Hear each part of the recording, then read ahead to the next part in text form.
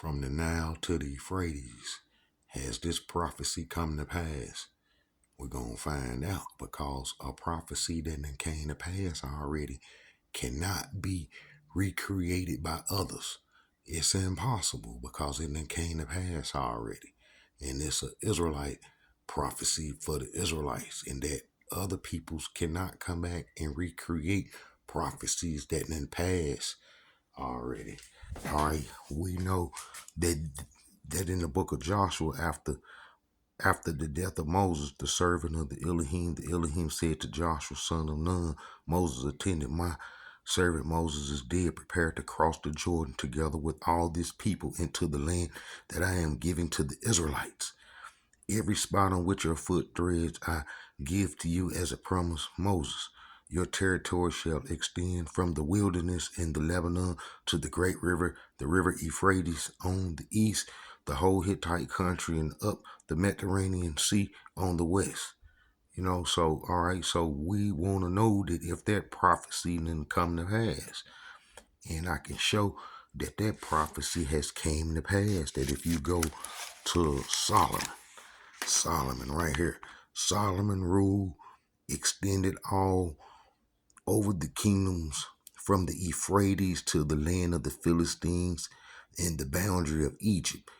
You know what I'm saying? So Solomon was an Israelite, and that prophecy has came to pass already. So that prophecy cannot be recreated or done, especially after the Israelites broke the covenant that this prophecy pertained to, but it had already came to pass. So it's impossible to go back and try to recreate this prophecy after it then came to pass already. From the river Euphrates to Egypt, Judah inheritance went all the way to Egypt, the borders of Egypt. We know that Judah's inheritance went to the borders of Egypt. Look, the portion that fell to the lot of various clans of the tribe of Judah lay farther south, down to the border of Edom, which is in the wilderness of Zin. Their southern boundaries begin from the tip of the Dead Sea, from the tongue that projects southward. It proceeded to the south of the accent of Acradim, passed on to Zin, extended to the south at Kadesh Barnea, and passed on to Hezron, extended to Adar, and made to turn to Kirka. From there it passed on to Amazon and proceeded to the Wadi of Egypt. So we know that Judah got that prophecy coming from Egypt, that all the Israelites had, got our land. So, we cannot get no land after the covenant is broken, as I'm going to show in the book of Obadiah, when we Israelites supposed to return home, that we only going to get this right here.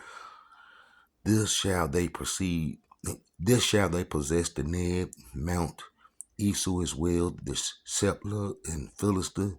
They shall possess the Ephraimite country and the district of Samaria, Benjamin, along with Gilead. And that exile force of Israelites shall possess what belongeth to the Phoenicians as far as Zepta, while the Jerusalemite exiles in community Sephard shall possess the towns of the Neb, for the liberators shall march up on Mount Zion to wreak judgment on Mount Esau, and the dominion shall be the Elohim. So we know that we cannot go back and get no land after the covenant was broken. And we know the covenant was broken during the Babylonian Wars. The covenant was broken during the Babylonian Wars. So it's impossible for us to go back, meaning get, land that we had already. And as I showed, that Solomon had